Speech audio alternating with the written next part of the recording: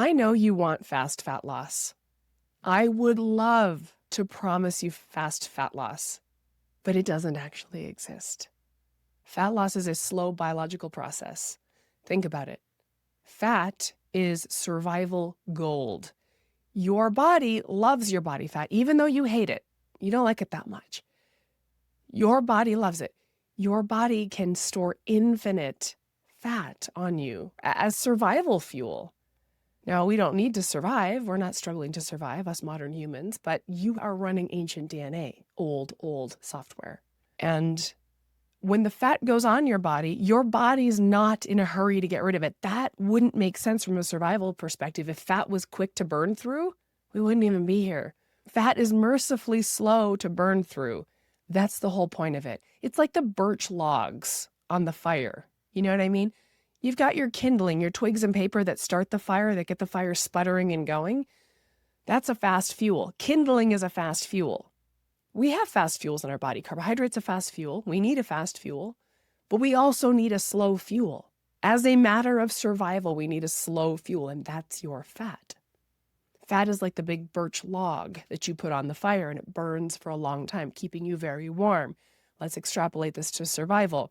Fat is a long, slow-burning fuel that doesn't burn out, thank goodness, from a survival perspective. Now, let's fast forward. Here we are in modern times. We're supposed to be skinny. And all this fat's getting in the way of being skinny and being hot. I'm being very snarky tongue-in-cheek with this language, but think about it, gals. In our modern beauty ideal, thin, fatless, lean is the vibe. Especially us, because we're Gen X girlies. And so when we were coming of age in the 90s and 2000s, very, very, very thin was the goal. Remember how, I don't know if you guys remember this, I really did not want to have a butt. I wanted it to be flat as a pancake. I wanted to be striated and lean. I did not want to have visible muscle. Remember? Different now. We're in a little bit more of an aesthetic where butts and muscles and stuff are, good, but still lean. And we're programmed for thinness. We are. Some women our age have embraced the sort of lifting lifestyle, the beauty of muscle and looking toned or whatever, but a lot of us are still wishing and wanting to be thin, and fat is the enemy for thinness. Fat is the ally for survival. Look, I know when I get into the weeds of like this DNA survival, sort of ancestral approach to metabolism and fuel, I know that it goes in one ear, not the other for some of you. But like for me, honestly, this helped it make sense for me because I came from the fitness industry since I was 18 years old and did everything right, and it stopped working. And then I was critically thinking one day, as one should do, and I said, oh, you know what? Wait a second, the fitness industry is brand new, but I'm kind of an ancient creature, depending on what you believe, right? Your beliefs might vary. Maybe you do believe in hunter-gatherer ancestor. Maybe you believe we came from apes. Maybe you don't. But think about your familial lineage, your great-great-great-great-grandparents. Things were better then, too, in a manner of speaking, from a health perspective. Not a lot of cancer, not a lot of heart disease, not a lot of diabetes. I'm just saying, okay? Anyhow, when I went through my own personal sort of awakening, shall we say, oh my gosh, I just used the word awakening. Listen, parenthetical. When somebody uses the word awake, it's a red flag for me. I don't know why. It just feels like a weird word to use. Anyway, when I went through my awakening, I declared to myself, oh, this fitness industry bullshit is brand new. I'm actually running very old software. How is this thing, my body, supposed to work? And it actually helped it make sense for me. How am I supposed to eat? How am I supposed to live? How am I supposed to move? How am I supposed to sleep? How am I supposed to stress? What is my body expecting? And that really opened it up for me. And that's what I teach my clients now. I promise you I do it in a non-kooky way. But like I'm in the fat loss realm. You might know it as weight loss. I will hang with that language just for the purpose of making sure we're on the same page. But what you really want is fat loss, not weight loss. You don't want weight loss. Gals, you can't afford to lose weight. If you're losing weight on the scale, it's probably muscle and maybe even bone. Not good for you, my friends. You want to lose fat. You'd like the hangy bits hanging over the top of your pants to go away. You'd like to fit into your pants again. You don't want to size up your pants. That is all the parlance of fat loss and body composition. I know you know this. I know you know this because you're very intelligent. And this, by the way, doesn't take a high degree of intelligence. You are intelligent. You know this. At the same time, you'll say to me, I know, but I also want to lose weight. I've heard women say that to me so many times. And it frankly makes me want to pull my hair out in a loving way. Because women will say, I know, you're right. I want to lose fat. I want to fit back into my clothes. I want to feel confident in my skin. But I also would really like to weigh less. No, you don't. You want to weigh as much as you possibly can while feeling hot in your body. You want to look and feel good in your body while being damn heavy. That would be the absolute boss move, just so you know. So anyways, I'm a women's weight loss nutritionist. That's what I call myself, but I really do play in the realm of fat loss because I really geek out on these metabolic processes. Your metabolism is a massively diverse system of the body that's packaging away information, shall we say. I know we think of metabolism as this fast, slow paradigm, or, it's broken or it's not broken. That's not really a great way to think of it, but that's fine. Like, that's the language you're using, and I'll roll with that with you. We do often compartmentalize metabolism into the fat loss, energy balance type thing, but metabolism is actually packaging away a lot of nutrients that have nothing to do at all with fat loss. I was talking to a gal whose naturopathic doctor mentioned that her body was really bad at utilizing B vitamins, and he described it as a metabolic dysfunction, which it is. Because those vitamins have to get packaged away where they need to go too. Your fuel needs to get packaged away where it needs to go, right? Stuff has to get packaged away where it needs to go. Your body is a really amazing, complex system. It's awesome. And metabolism is this whole broad, immense system that's packaging stuff away, little chemical messengers taking things here, there, and everywhere. Now, we think of it in terms of weight loss, fat loss. You might think of it in terms of keto, or you might think of it in terms of fuel partitioning, which is a metabolic process as well. And that is where I zero in on as a women's weight loss, fat loss nutritionist. And I know you want it to go fast, but it is a slow biological process by order of survival. If it was fast, we'd be extinct. So I'm sorry to tell you that fat loss is slow. You might say, but my coworker Susan lost 50 pounds on keto, or my coworker Diane lost 50 pounds on Ozempic, or my coworker Judy lost 50 pounds on Optavia. I'm following somebody right now because there's another little parenthetical. You got to hang with me on the parentheticals, my dudes, because these are unscripted riffs, okay? I'm following somebody right now who's a bikini contest prep coach, but she's kind of like a good one. She's not like a weird one. She's kind of got a good head on her shoulders. I kind of like her approach. I would never set foot on a bikini stage. Oh my God, I'd have to be so drunk to even attempt that. Are you kidding me? God, no.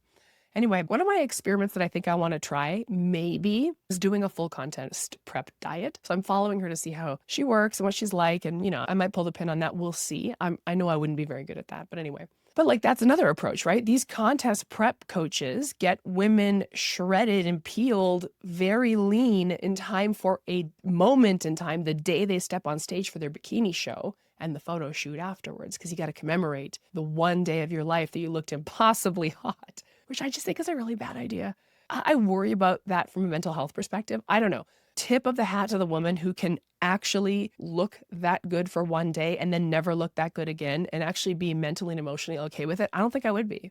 I think I would look at those pictures every day of my life and just lament that I don't look like that anymore. But anyhow, that's another way of getting sort of quote unquote fast fat loss. But what do we know about all these things? They're all temporary. You've done Optavia. Oh my gosh, the number of women I speak to that have done Optavia and are still considering it. They're literally deciding between me and Optavia. These two things could not be more different. Optavia is a crash diet that slashes your calories. And by the way, asks you to eat packaged foods, fuelings that you get in the mail. Why would you want to even do that? Do you really want to do that? You do, because it's fast, but it's temporary and it sucks. My approach is slow, but it's permanent and it feels easy, but it's slow. And I'm not kidding you, gang. To me, when I look at this, obviously I'm heavily biased. It's like, what would I rather have? Something that's slow, but easy and forever, permanent fat loss, or something that's fast, but sucks and is so temporary. I have to just keep doing it for the rest of my life. So for the rest of my life, I'm just going to jump on crash diets and gain weight and lose weight and gain weight and lose weight. It's like these macro coaches that do fat loss phases. You're in a fat loss phase. What about when you're not in a fat loss phase? Are you just fat? I don't love that for you. How about just being reasonably lean all the time? Because I can get you there, but you have to agree that fat loss is slow. Now, here's what happens. Listen, I have at any given time between 35 and 50 women in my program who have made this agreement with me. And we have a bond because I'll say to them, you hang with me, we'll get this working for you, and it will be slow, and you're going to feel frustrated. And that's when you lean in for support from me, because I will support you through the times when you want to say, F this, I need a crash diet. I'm going to support you because you, by signing on this dotted line, you're declaring to me, to yourself, and to the freaking universe that you're done with crash dieting. You won't do it again. You are buying in to the slow yet permanent outcome and the difficulty that's going to come up for you in the 6 months we work together. I've got you. That's my freaking superpower, is patiently holding that space. And the women who say yes to working with me, we have this agreement. We have this bond. It's like a sister bond. It's freaking cool. Hundreds of women say no. Hundreds of women every year say no to me. I do hundreds and hundreds of consultations, and about 30% of the women will say yes. Welcome to my job. It's a lot. But I love having these conversations, even with the women who say no, because when they say no to me, what they're saying yes to is, I don't want it to be slow. I want it to be immediate. And I don't actually care if it's temporary. And I actually don't care if it sucks. I just want this fast outcome. It's the most important thing. So that's good. I'm glad we had that conversation, because I can't give you fast fat loss. I won't. It's completely fake. It's not real. There's this old, I don't know if it's an adage. I used to work in advertising, and this little cliche probably made its way through many industries, probably not just advertising. For all I know, cabinet makers use the same cliche, but the cliche is fast, cheap, or good. Pick two. Okay, so we think about this in the context of, let's say, the client who came to the advertising agency for a rebrand or something, right? And they want it fast and cheap. Well, then it won't be good. Well, they want it cheap and good. Well, then it won't be fast. They want it fast and good? Well, then it's not going to be cheap. I like to extrapolate that to fat loss. You can have it be fast or permanent. Pick one. Which one do you want, fast or permanent? Because if it's going off fast, you're doing something weird. If you're losing fat fast, you're doing something weird that you can't possibly sustain. There's no metabolic adaptation that's happening there. You're just crashing, dieting it off.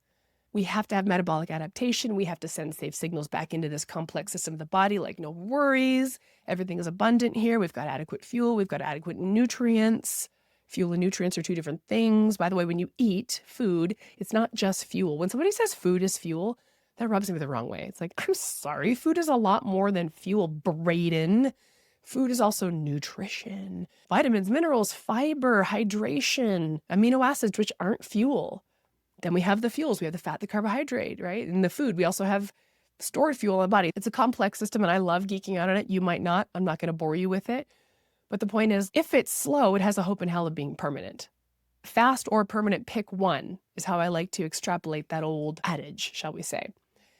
I have women in my roster who have made the agreement with me. Okay, Erin, I'm trusting you.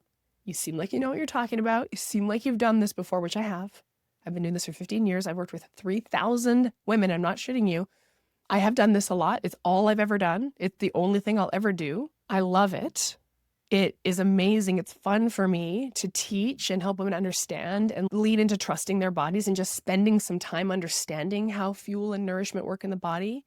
Being able to witness what I call the leading indicators that fat loss is on the way. Fat loss being a lagging indicator that you're doing this right. Fat loss is the last thing to show up. First thing would be like improvement in energy. Your cravings are more manageable. Your appetite is more regulated. Mental clarity, better sleep. There's a lot of improvements that happen when you get these metabolic pathways really, really purring like a kitten. You just feel better. You just have access to more stuff in your body, because remember, the metabolism is the system of all the stuff moving around in your body. And that's a scientific statement. You can take that to the bank, okay? Metabolism is moving all the stuff around in your body. Anyway, I'm going to move on from here. So you feel better. You have access to more stuff, right? More nutrients, more energy, more vitality, vibrancy. Oh, and there's also a fat fuel storage thing going on here. the body starts to say, we got enough fuel coming in. We can start letting go of the stuff that's in storage. There's a lot of things you have to do to get fat out of storage. I'm not trying to oversimplify this, but let's just stay focused here. Can we do that? I don't know if we can. That's on me. I'm not focused today. I'm feeling so good. I had a great workout. The sun's out. I'm caffeinated. I'm running at the mouth here. We're just going for it. We're just going for it, baby. Anyhow, I was saying I have some clients who have made this agreement with me, but when they're in the container, the 6-month mentorship with me, they waffle. And I warn them of this. And I say this with love. I say, Sally, I love that you're leaning into this process. I've got you. Just so you know, there are going to be moments in our 6 months together where you want to bail out of this and back into a crash diet. Your diet brain has been programmed into this must suck and I must suffer and I need to be losing 1 to 2 pounds per week on the scale, all this absolute diet bullshit. Your brain has been programmed, bathed in that since you were freaking born. Because guess what? We Gen X and elder millennial types were born into the diet culture. I know you've heard that phrase diet culture before. Diet culture, diet culture. What is diet culture? It is the culture of dieting that is around us. The culture of food micromanagement, the culture of eat less, move more, the culture of thin supermodels on the cover of Allure magazine, the culture of body fixation and spinning wrenches constantly on our body, never ever feeling content in it. That's the diet culture. And you were born into it. So, for example, maybe your mom, like my mom, dieted a lot, right? I think I've told this story in a previous podcast episode, but when I was a little kid, my mom used to say to me, we'd be in the store and she would point to somebody and say, am I as fat as that lady? She'd say this to me all the time, am I as fat as her? And I don't know what this even means. I'm 7. I'm like, no, she's fatter than you, Mom. Or, oh yeah, Mom, you are fatter than her. I don't know what this means. And my mom wasn't trying to ruin me. That was my mom's fault. She was also in a diet culture. Do you know what I mean? Like, this is just the language we speak. It's just so deeply, deeply programmed that we're unconsciously doing it. It's an unconscious competence, unfortunately, the wrong kind of unconscious competence. But like I have clients, for example, whose moms didn't diet. And I think to myself, oh my gosh, you escaped diet culture, but you didn't. Even if your mom didn't diet, you were exposed to it at school. You're exposed to it at the gym. You're exposed to it at work. You're exposed to it when you go out to the mall, when you're at the coffee shop, and all you can hear is ladies talking about their diet. We're in this diet culture, we're bathed in it. Your brain has been programmed into it. And like these neural grooves in our brain is sort of similar to what I was talking about with how fat is a precious commodity. Your body doesn't really want to let go of it.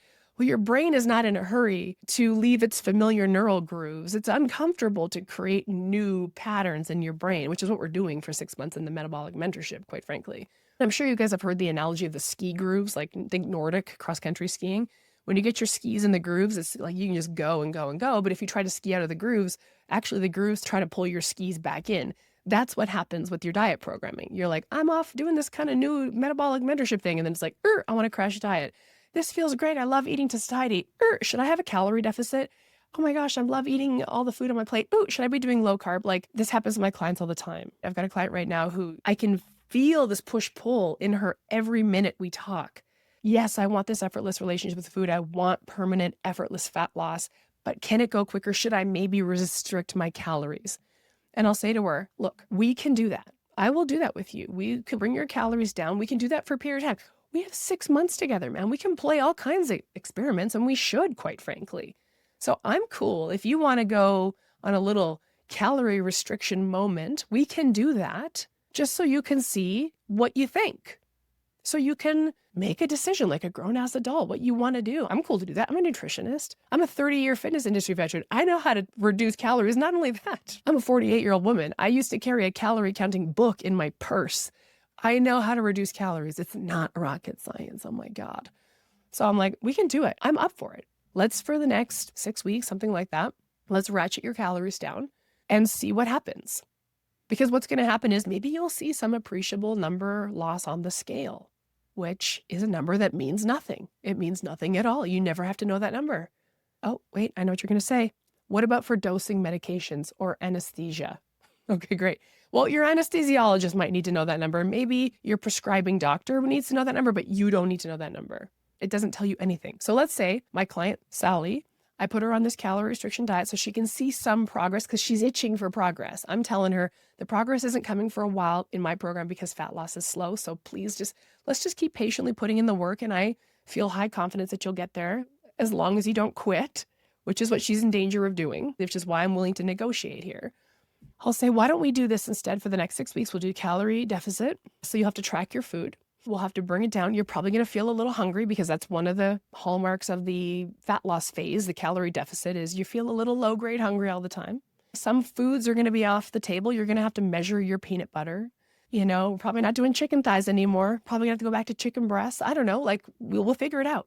What you'll get is some kind of maybe 1 to 2 pounds of weight loss on the scale. We can talk about how that feels for you. Have frank conversation. Did you like that?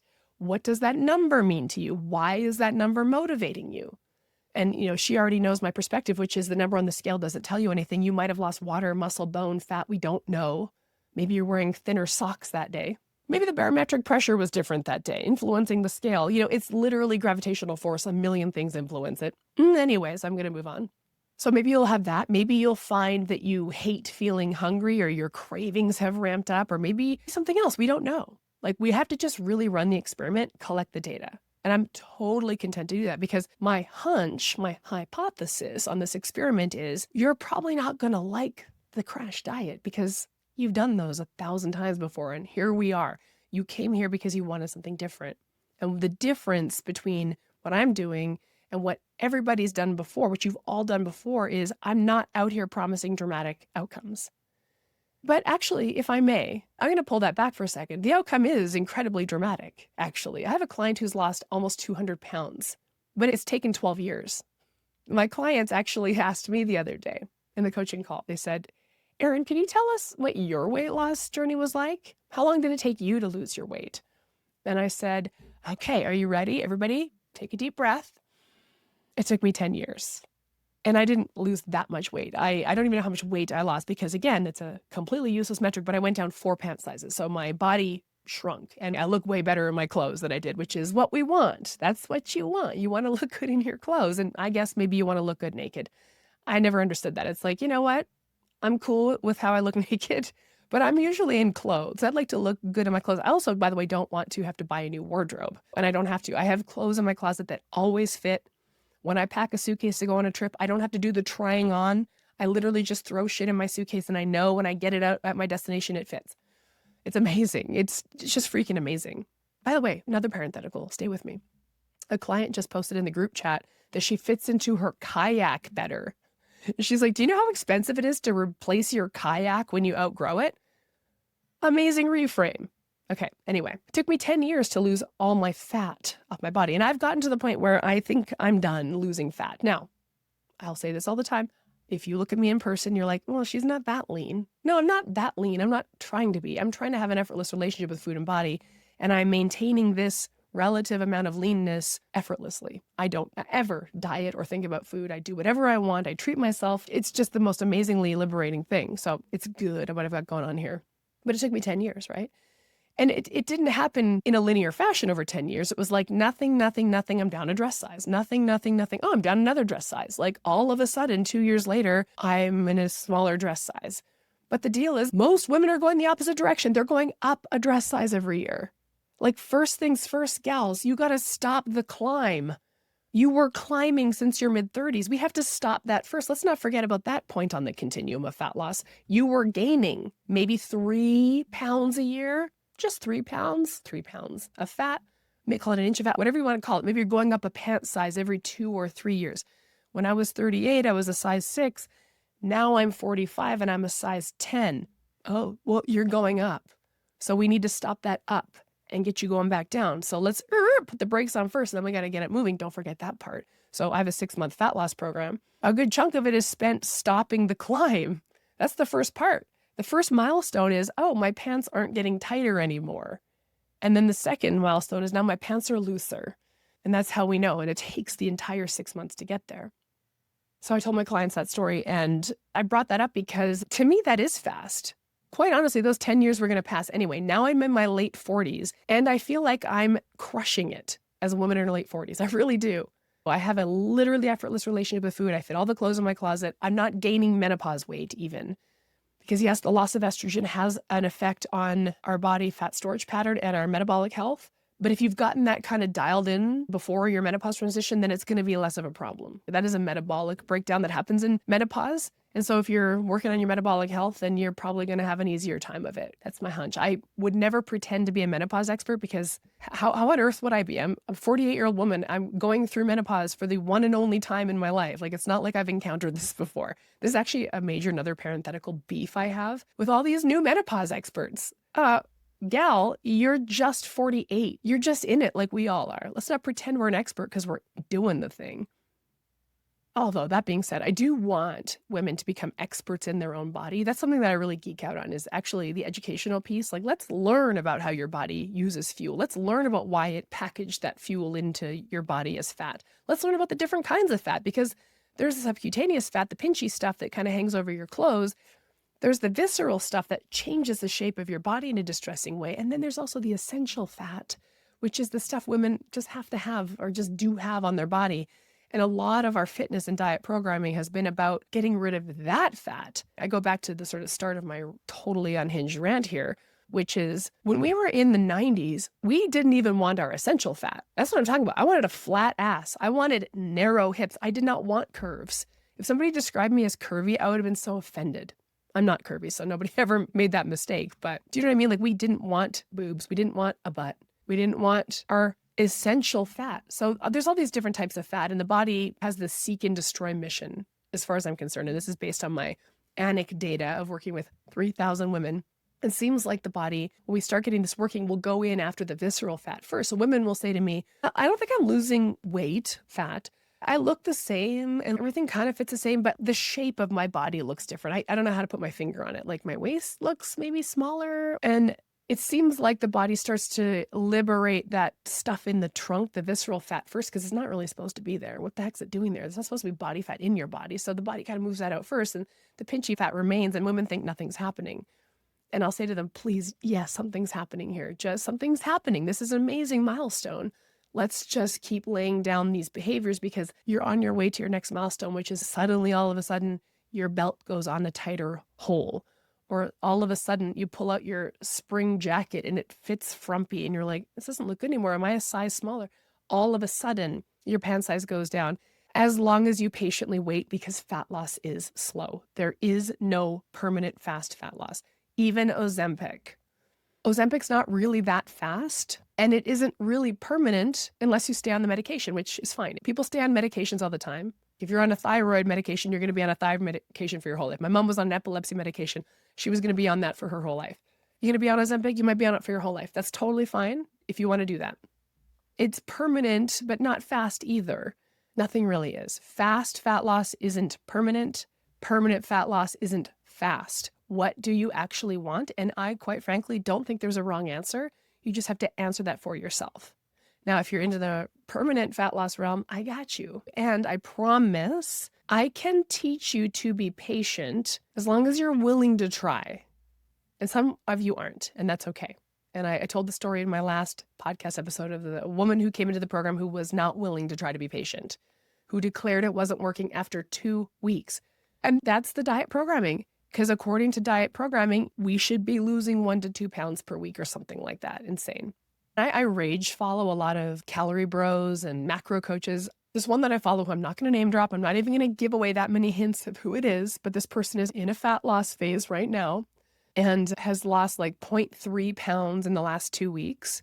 Not a blistering pace. This person is reaching for a bikini photo shoot. So they're doing a very kind of severe calorie deficit to get to this photo shoot outcome, and they're being very upfront with the fact that this is a temporary measure, gang. I'm just doing this to get in front of the camera. This is not a permanent fat loss. Don't try this at home. Being really upfront, which I appreciate, by the way. And Liz losing like 0.3 pounds every 2 weeks. It's not going fast. And the person will say, okay, crew, I'm down 0.3 pounds. That's not a lot, but it's going in the right direction. And you know what? I just have to patiently wait. I'm doing everything right. There's no reason why this won't work. I'm just going to hook into patience and know that when I get to my bikini photo shoot, this will all have panned out. So there's a blind trust. No matter what kind of diet you're doing, there's blind trust. You're going to order the Optavia fuelings and choke those things down, paying, what is it, $600 a month. My program's cheaper, by the way, just in case you're wondering, to eat shitty food and go into a massive calorie deficit that you won't be able to sustain. But you're doing that on blind trust. If I eat this shitty food and really ratchet my calories down, I will have the temporary outcome so I can look good in my dress for the family reunion, and then I'll gain it all back, and that's fine, because all I cared about was that moment where I looked good at the family reunion. And by the way, if you have sort of an end goal, like the bikini photo shoot or the bikini contest or the family reunion where you want to wear the body conscious dress, totally cool. If your goals are bigger than that, then we have to think differently about fat loss. You want it permanent. You want it to feel easy. I want women to have an easy relationship with food. I'm done with women just battling food and body for the rest of their life. That's what gets me out of bed in the morning. My tagline on my website since forever has been achieve an effortless relationship with food. And we can do that through supporting metabolism and getting fat loss, and also without having to engage in absolutely insane, fussy dieting behaviors. All this stuff coexists, and it's amazing. However, you have to agree to be patient. I feel like I'm making a good case for being patient. However, you might be listening to this and saying, F that. No. If it's slow, I'm out. And I absolutely love that for you. That's great conviction. Maybe I could just plant a little idea in your brain that at some point you're going to fatigue out of that. At some point, because I don't know, man, maybe you're in your 40s, maybe you're in your 50s, and you're like, I'm going to buckle down for one more round of Octavia. I'm going to buckle down for one more round with my macro coach. I'm going to do one more bikini contest prep. Cool. You're still a young woman. Go for it. But, and I know this isn't sexy, at some point you're not going to be a young woman anymore. Like, are we still going to be tracking macros when we're 70? Are we still eating Octavia fuelings when we're 80? We're not. You're not going to do it.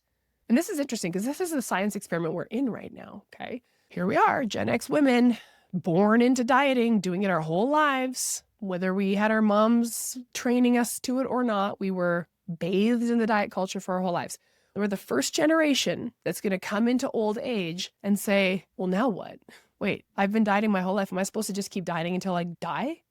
That's never really happened before. You know, my mother died of metabolic disease. Basically, she had a heart attack. She was also diabetic and obese and all the metabolic syndrome things, a consequence of food and lifestyle inputs that went horribly awry. So my mom dieted until she just didn't. And then she just threw it all away and her metabolic health tanked and she succumbed to that ultimately.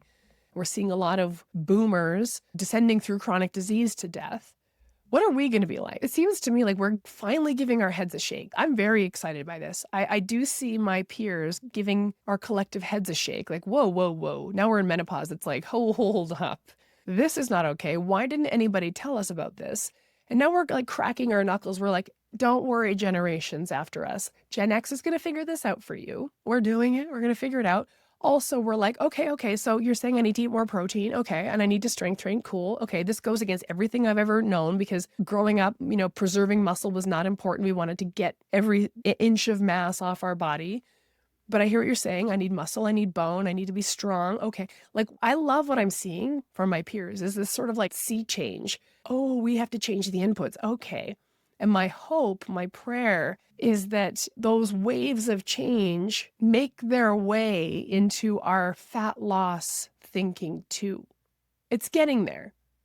The women who agree to work with me are there. They're like, you know what? Erin's right. I can't just keep restricting. That doesn't work for me at this stage of my life. It does incongruent with what I actually want and need in my life. And yes, I could diet and crash diet in my 20s and 30s, but I actually can't do that now. And I also, by the way, don't want to. And I think this is my personal strenuous belief, strongly held conviction that you can feel awesome in your body. You can feel good. You can look good. You can lose extra fat off your body. You can walk around in an effortlessly lean body. You can do that without crash dieting. That's my whole premise. But the trade-off is it ain't going to be fast.